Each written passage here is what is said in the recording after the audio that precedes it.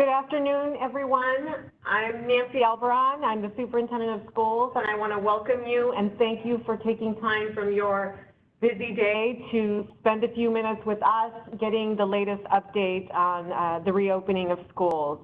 I hope everyone is well and staying safe and healthy and continuing to help our community curtail the spread of this terrible disease. Thank you for your patience, your flexibility, and adaptability given today's regularly changing environment. I've seen nothing like this before, but really thankful for how flexible and patient our families have been. We recognize how hard this is, particularly for us in education, because much of the system that we run is based on rules that are outlined in the education code and regulated on a daily basis by a bell schedule. And so we know the level of normalcy that bell schedule brings a lot of families. We, in addition to being educators and having a lot of training as teachers and now being in leadership positions, we're also parents.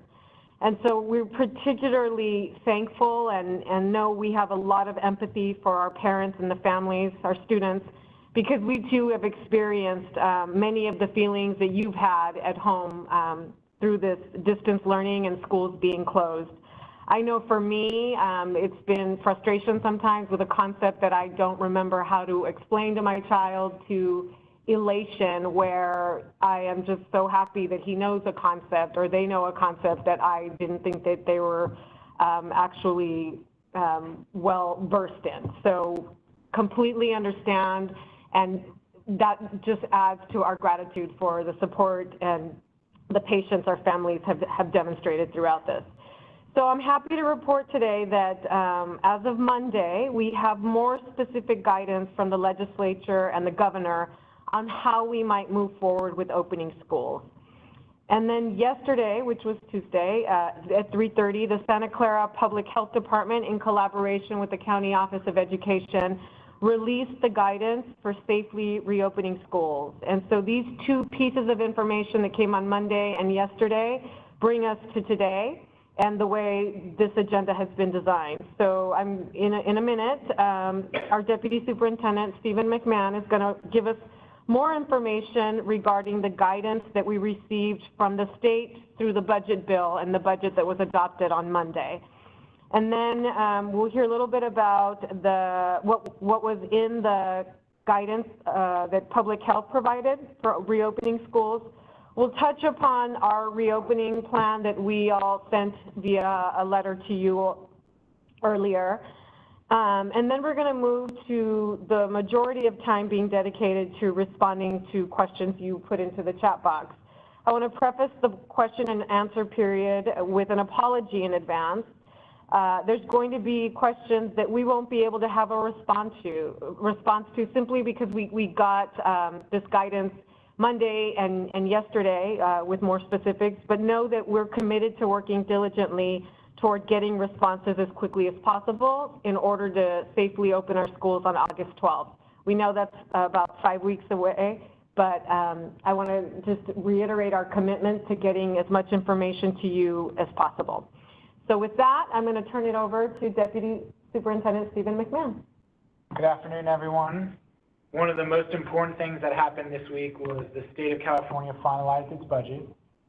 Because the state spends more on public education than any other area of the budget, education is always a big focus, and there's what's known as trailer bills, and there are legislative changes that go with the budget that specify changes or new laws.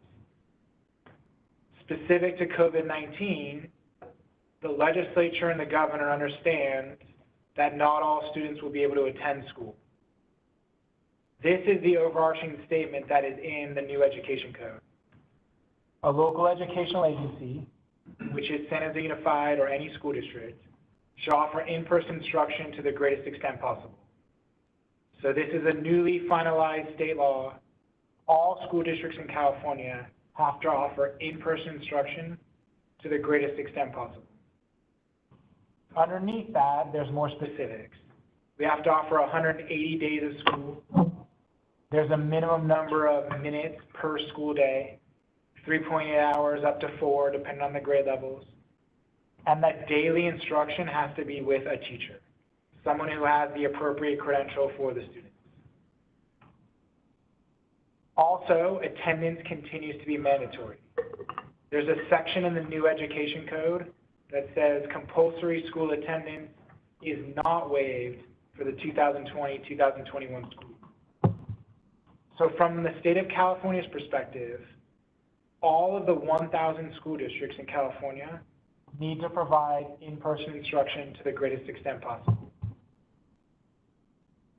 When we don't provide in-person, we still need to provide the minimum day with a teacher. And there's a lot of references to school connectedness in the new laws. The state clearly wants its schools open and wants the schools to be there for students. So San Jose Unified is a school district. We are obligated to follow the laws of California. One of those new laws is in person to the greatest extent possible. As the superintendent mentioned, we got specific health guidance from the County of Santa Clara yesterday. So yesterday afternoon, they released school-specific guidance. It's available on their website. It opens with the sentence, to assist in planning for the safer reopening of schools. So the state of California is requiring that schools open and provide in-person to the greatest extent possible. County Health has written guidance on how to do that. So there is no longer a health order that says schools shall stay closed. The health order is now the opposite. Here's how to open the schools. We do want everyone to read it as much as possible. The highlights are, there is no group size limit. So the new guidance for schools does not limit the number of students at school or in class. It does have specifics on face coverings, what to do when there's virus exposure. San Jose Unified will implement all of those things. But there is nothing in the new health guidance that restricts the number of students that can come to school. So when we put those two things together, the requirements of the California Education Code, the guidance from the health department that doesn't restrict the size of the groups or the classes, we're going forward with the reopening plan we shared earlier. We want a model that can adjust quickly and accommodate individual students and their families. Our classrooms will get built for our regular class sizes, our regular bell schedules. We're going to add technology that allows that classroom experience to be viewable online. If a student cannot come to school, they can participate with their classmates and their teacher online. Implementing this will be the biggest challenge we face as a school district and many of our teachers face in their careers. Our teachers are experts at managing a room and keeping their group focused, positive, and working together. Attempting to do that when some of the students are at home and some of the students are in class is going to be incredibly hard. As parents, many of you experienced how hard it is to keep a couple students, your own children, focused on schoolwork when it's on a computer. Our teachers are going to have that challenge with students in the classroom. We're going to need to support our teachers. They're going to have to learn new skills. They're going to have to be adaptable and flexible. It's going to be a huge challenge. We went with this model mainly because we don't want to have to keep rebuilding the school system. If there's a new health order that limits group size, more kids participate online. If we get ahead of the virus and there's no concerns, everybody can go back to being in school. The idea of making the classes available online while simultaneously available in school allows the number of students in either environment to switch quickly without interrupting the educational time. So there's more details in the letter we previously sent out. There's also more details in the health order that you can find online and the state budget as well. A piece that's not in our slides is the American Association of Pediatricians also released their guidance. Pediatricians are saying the same thing as the state and county health. You need to get students in person as much as possible. For a lot of developmental reasons, pediatricians are saying students need to go back to school. We're taking all of that advice and all of that guidance into consideration while trying to balance that many families will want to keep their students home. So our model is going to allow for that. We will expect families to help us keep groups as stable as possible. If a family wants to keep their student at home, we'll want some stability in that decision so it's not changing on a daily basis. Implementing the county health guidelines means we keep our groups as stable as they can possibly be, limiting the number of ins and outs. So when you put all of this together, as the superintendent mentioned, most of our employees are parents as well. We understand the challenges. These are the highlights as a parent.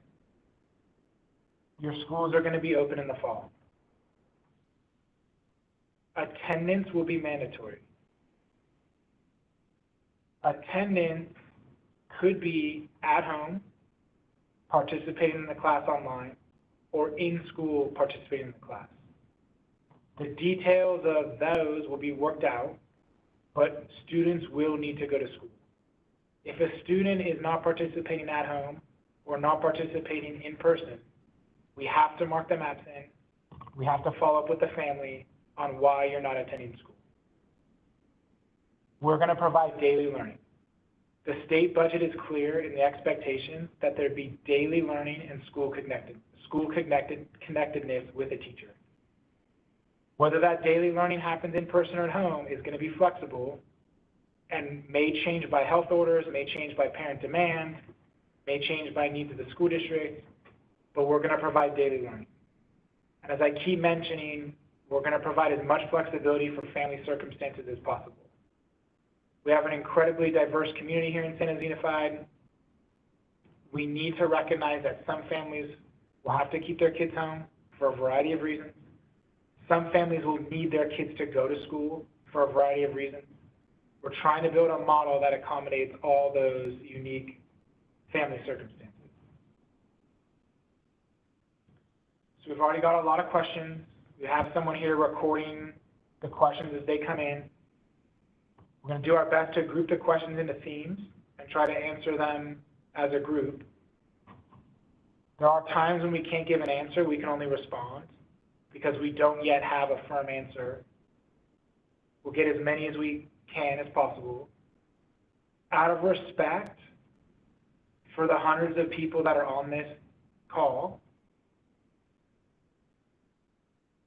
the same person asking a question every 2 minutes makes it harder for others to get in. So we'll do our best to answer questions, but if you've already typed 8 questions, and we can see your names and the time you typed it, so if you've already typed 8 questions, let's try to get some answered before you ask additional questions. And again, we'll do the best we can to get through as many as we can. So first, can parents choose to keep their students at home? Under our model, yes. Students have to attend school, either at home or in person. What we will be finalizing over the next few weeks is when you make the choice, the length of time we commit to.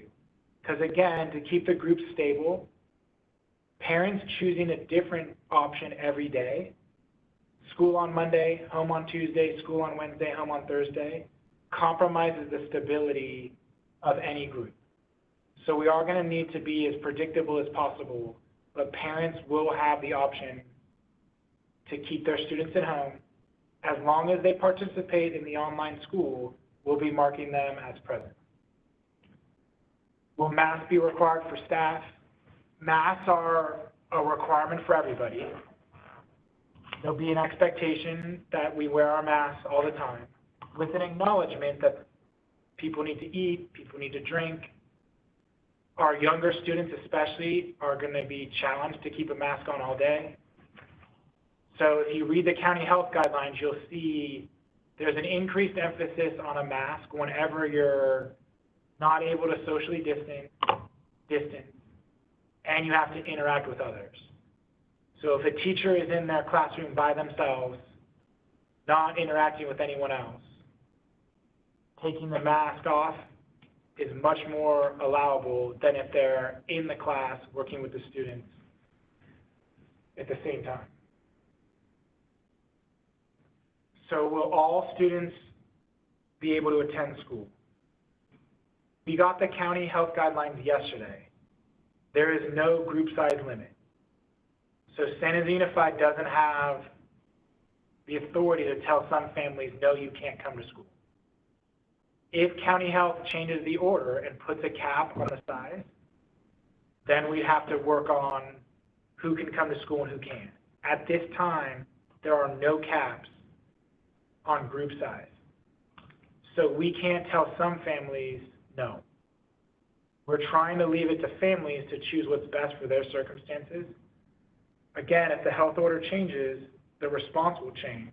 But at this time, the school district can't tell some families no. What will happen is, based on the virus, some students will need to self-isolate. So the county health guidelines include all the different scenarios: exposure, positive test, negative test, and the length of time the students would need to stay home based on that situation. So the school district may say to a family, there was a positive case at home, even though your student is symptom-free, they need to stay at home for 14 days.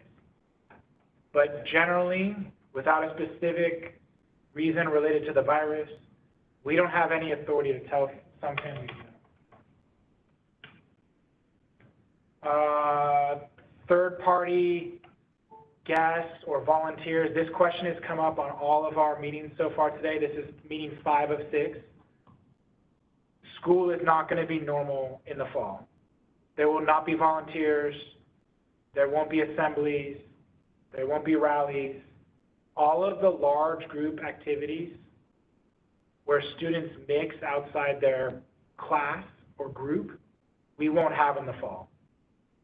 If parents need to interact with the school, we'll schedule an appointment so we know who's coming, we know when they're coming, and we can make it as safe as possible. But we will not have parent volunteers. We will not have outside adults working with our classes. It's going to be our employees with our students, because we need to keep the groups as stable and as consistent as possible. So this is our middle school call. Stable groups for middle school means the schedules stay the same. Students will still rotate to different classes.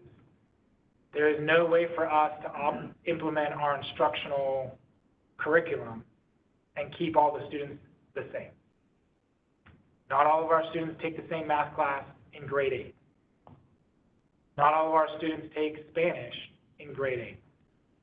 Because the students take a variety of courses, we cannot track them into the same group of 30 without severely limiting their instructional opportunities. The county health guidance recognizes that. At elementary, the class needs to stay the same.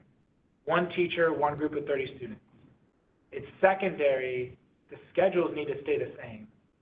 And then when the groups of students are rotating between classes, they need to socially distance and wear their face masks. But we will be offering the normal courses and curriculum, and that is consistent with the health guidance.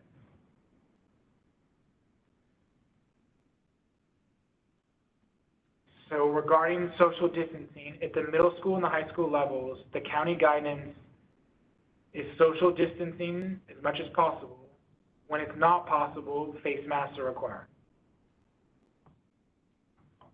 So we will have classrooms where not everyone is 6 feet apart, but everyone will be wearing their face mask. There's a requirement that the teacher be 6 feet away from the students. The medical experts have told us that virus transmission from young people to adults appears to be very rare, but adults to children is more possible. So teachers need to be 6 feet away from their students. We haven't brought this up on the previous calls, but we can use the data of today. There's an increase in virus spread in California, and all the schools were closed.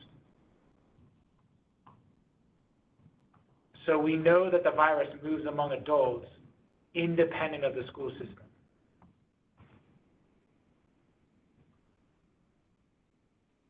So if we get a county health order that closes the schools, thankfully we designed our model where we don't have to rebuild it. If county health says no students on campus, that just means everyone's online, but they're still with their classmates, they're still with the teacher. Now all of the students are watching the instruction online. If the county health order goes in the opposite direction, we've still got the classes built, we still have the teachers assigned, everyone can participate in class. One of the reasons we designed the model the way we did is to make sure that we could accommodate changes in the health order without having to rebuild everything. Lunch will look very different. We will not have school-wide lunches. We're going to have to keep groups of students together as much as possible. Details of whether we deliver the lunches to a classroom and there's a designated time of the day where students get their lunches or when they eat. Those are all of the things we have to work out between now and the start of school. And as we work out those details, the focus will be on keeping groups as stable as possible so there will not be large school-wide events. So we won't have assemblies. 7th grade will not have a welcome back assembly. That's too many groups together. All of those activities were going to be restricted in the fall. PE is not required. So one of the details in the state budget is that PE at all grade levels is no longer required.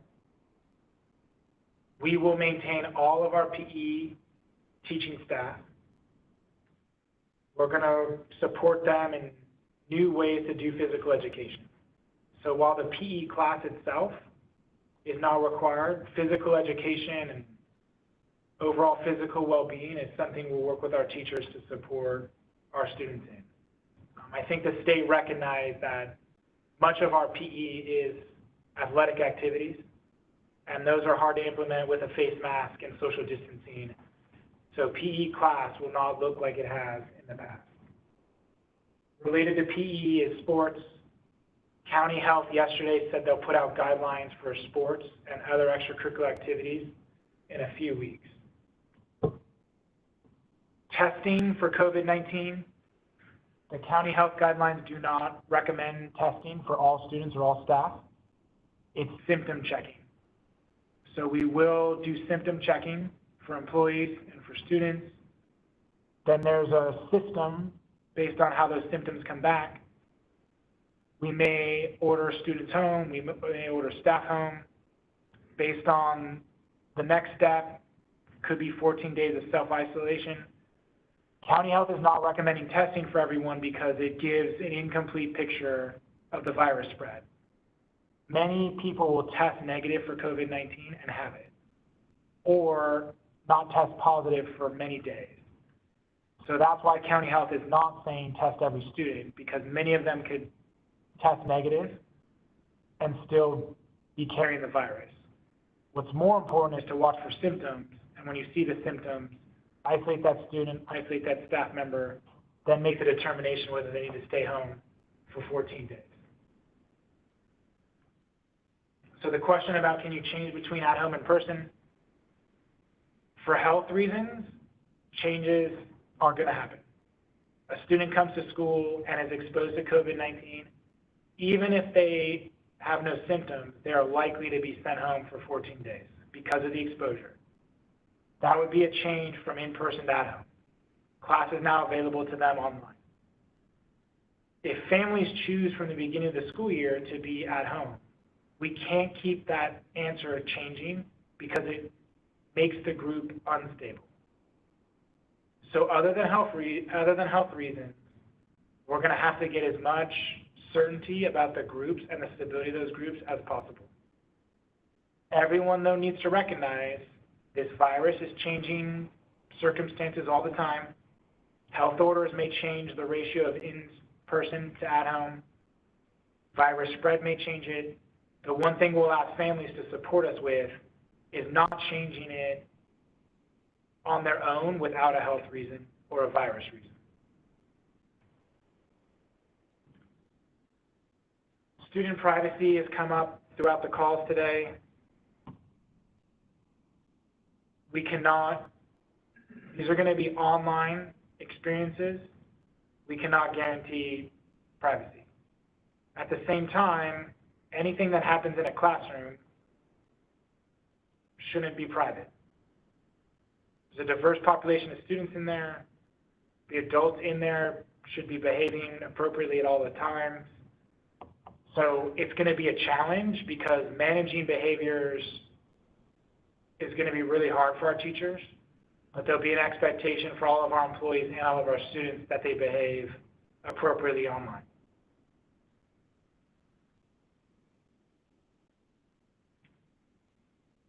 Why are we not considering different educational models?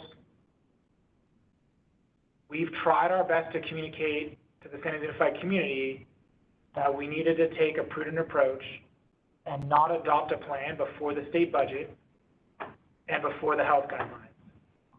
Many of the school districts that announce plans are having to retool them because they no longer conform to the state budget requirements and they're inconsistent with the health orders.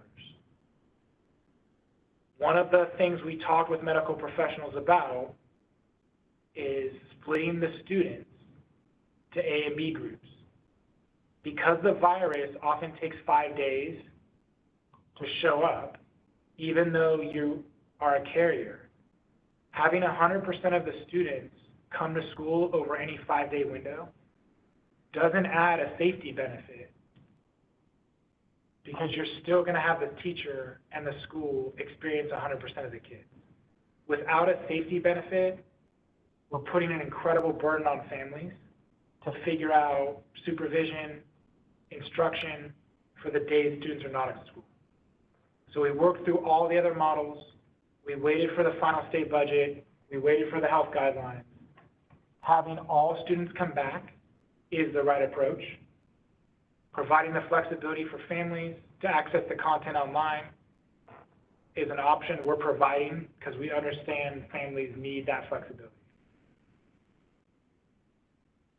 Regarding computers, we've already placed an order to have a device for every student in San Jose Unified. When we initially closed, we were providing devices by family. Now that instruction will be back to daily with a teacher, we know that every student needs a device. We've already contacted our vendors to make sure we can we're actually ordering the devices we know can be delivered by the start of school. Hopefully, everyone follows through with their commitments, but we're ordering a device for every single student in San Jose Unified.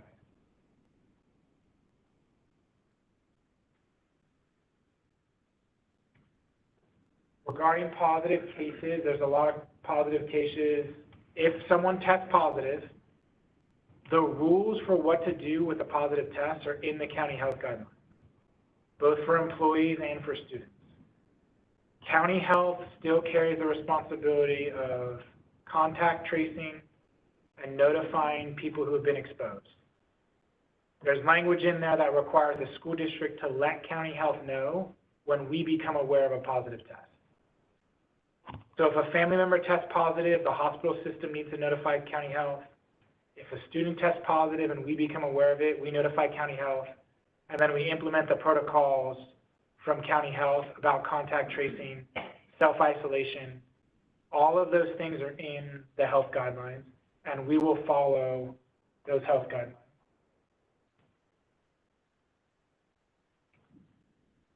Will we require social distancing at all times? No. The county health guidelines do not require social distancing at all times. If you're unable to socially distance, you need to wear a mask. That's consistent with the recommendations from the American Association of Pediatricians. Pediatricians have also said we need to get our students back together for a variety of reasons. Let's wear the mask to slow the virus spread, but we can't keep socially distancing our students all the time. This is especially true at the elementary levels. We cannot ask kindergartners to not socially interact with their classmates all day. In middle school, easier, social distancing will be expected whenever students are not in their classroom. When they're in their classroom, they'll need to wear their masks, not share their personal belongings, and do the best they can to limit the spread of the virus. Will students at home be able to interact online? That is the goal. I want to emphasize the challenge this is going to be for our teachers. We are not going to be able to recreate the classroom experience with a mix of students in class and a mix of students at home. We're going with the model that provides the most instruction with the most flexibility for students. It's not going to be perfect. So we're going to do the best we can to provide high quality instruction to every student. When a student's at home, their ability to interact with the teacher is going to be less. When students are in person, their ability to interact is going to be less because teachers are going to have to stay 6 feet apart. Teachers are going to have to monitor their group online as well as the group in class. School is just going to be different. So one of the statements we're openly saying is nothing is going to be normal. Can't go to the grocery store in a normal way. You can't take a vacation in a normal way. You're not going to be able to come to school in a normal way either. Everything's going to be different in the fall. We do hope as parents you support our teachers. They're committed to your students. They're going to do the best they can to provide quality instruction, but it's not going to be easy and it's not going to be ideal. Questions about services specific to students with special needs. All of the requirements of individualized education plans, IEPs, are still in effect. So we will need to provide the services in the IEP. We'll do the best we can to keep the student and the staff member safe. There will be times when the IEP teams will work with families to see if we can change the services because they really are difficult or impossible to implement with the health requirements. But everything in an IEP, San Jose Unified will continue to provide to the greatest extent we can. Regarding masks, we've ordered devices for every student. We've also ordered a large inventory of masks, hand sanitizer. Those are all in process of being delivered. The state of California is also shipping to each county office cloth masks, disposable masks, thermometers, hand sanitizer. We'll have a good inventory of essential supplies for the first day of school. We will expect everyone to wear their mask. We will have masks to provide to students and to staff if they forget one or don't bring it. But wearing a mask is a now society-wide requirement. It's not a school requirement. So students should come to school with their mask. If for some reason they forget it, we will have a large supply to provide them.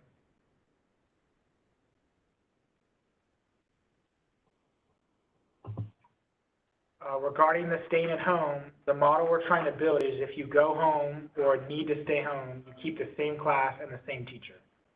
So all of our classrooms will be receiving technology enhancements so that they can be available online. We don't want to switch schedules in response to the virus because we're concerned we'd be switching schedules for students and staff on a daily basis. And we don't want to do that to students and families. So the idea is to keep your classmates, keep your teacher, keep your schedule. If you need to stay at home, you access that environment online.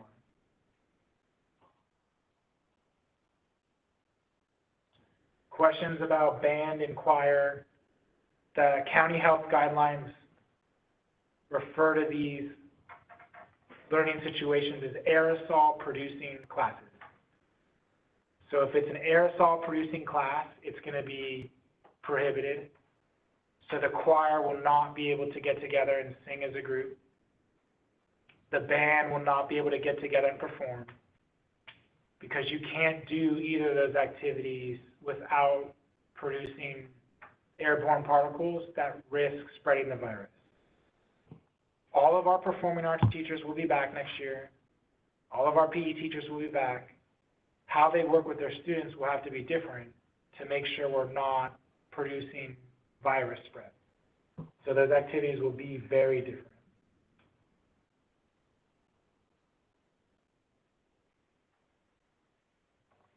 So there's a question about schedules, block scheduling, drop-off, pickup. In order to manage our school system, we're going to start with our regular schedules. We've had a lot of feedback from parents that if we try to change the schedule, many of our families have students in multiple grade levels and at different schools. Our whole transportation system is built on those times being coordinated as much as possible. Our families coordinate their work and life schedule around those times. It's going to be a challenge, but we are going to stick with the bell schedules we have and then work with families on social distancing, work with students on wearing their masks. We will not have on-campus volunteers. We won't have on-campus guests. Anything that breaks the stability of the teacher-student grouping will not be taking place in the fall and until the health orders change.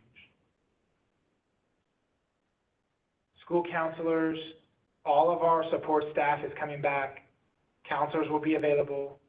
Much like the classroom environment, they may have to work with the students differently, but we understand how much social and emotional support will be necessary, and we'll be doing our best to provide that to the students who need it. As we go back in the fall, we were waiting for the final state budget to be able to say this definitively, but we did on an earlier call share that we're back to grading, we're back to assignments. The state budget confirms that we need to do that. Going to school for the minimum day for 180 school days is now a California requirement. So we will be offering grades, or we will be requiring grades, attendance, assignments. Whether a student is doing them from home or doing them in person, they will have to complete the coursework. When we transition to the next slide in about 3 minutes, we'll talk about the next steps. Those next steps include lots of training for both teachers and families. I said this on an earlier call. We've received a lot of advice from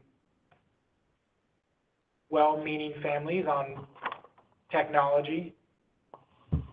We're going to work on improving the technology skills of our workforce, but I hope the parents appreciate our employees have a very different skill set, which is working with diverse groups of young people, keeping them focused and keeping them positive. The biggest challenge our teachers are going to face is how do they work with a group that isn't in the same place at the same time and keep them together. So as parents, we're going to need you to help support that. Be patient.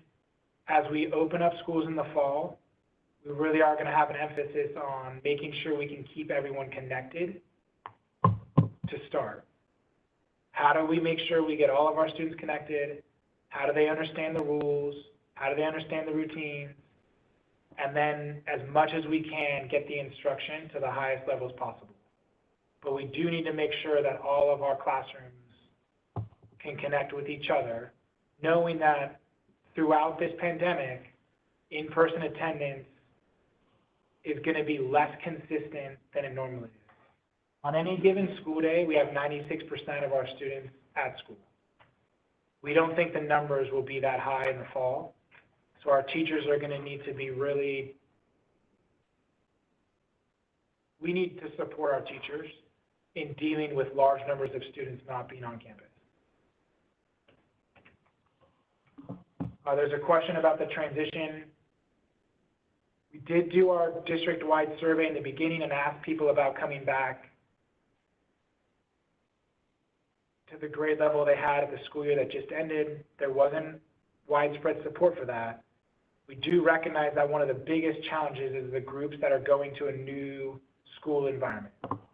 So transitional kindergarten and kindergartner, our students who have never been to our schools yet, going to need a lot of support.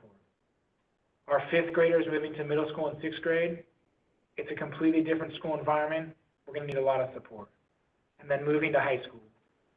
So as our students move forward in the grade levels, we know that the grade levels that have a transition are the ones that are going to need the most attention, and we will be providing as much support as we can to parents and students.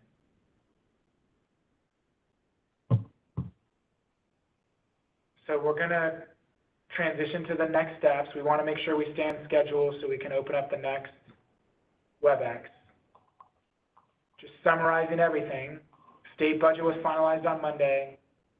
California is opening its schools for all students in person to the greatest extent possible. County Health released its guidelines yesterday. There are no restrictions on group size. San Jose Unified is going to offer an instructional program that has flexibility for students to stay at home without missing their class and their teacher. None of this is going to be easy. None of it is going to feel normal. We really appreciate how awesome so many members of our community have been in recognizing the challenges the school district faces. We're facing the same challenges as the school district that our economy is facing, that families are facing.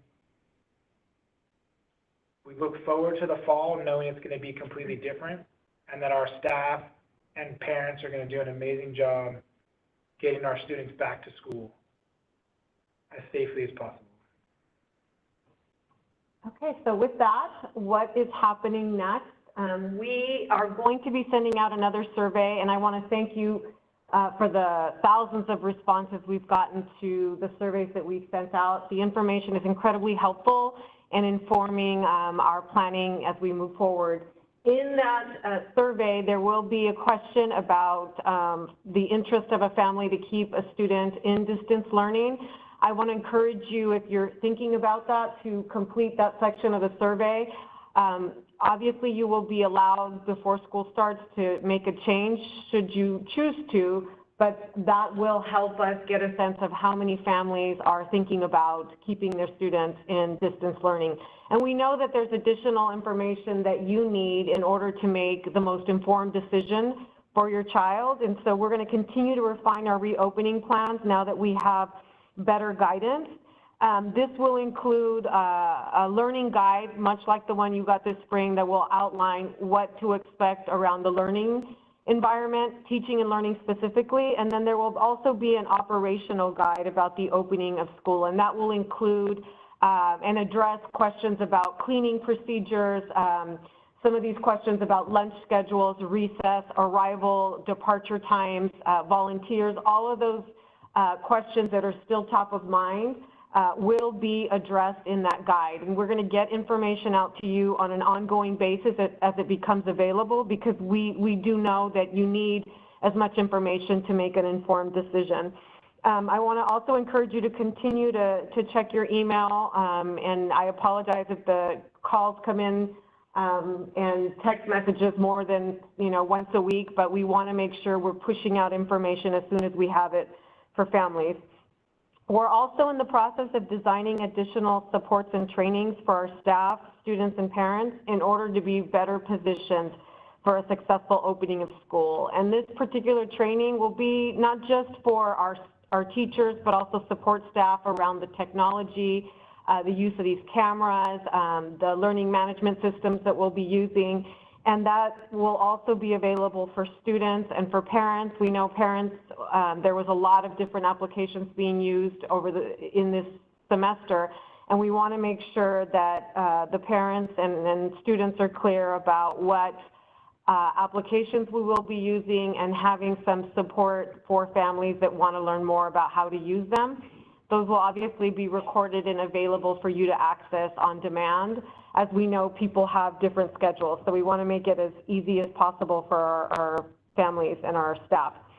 And then I just want to close by saying that we know that there's a short period of time between today and August 12th when students will be returning and employees will be returning, but I do want to assure you that we are going to work diligently and collaboratively to bring clarity to as much as possible in order to have that successful opening of school take place.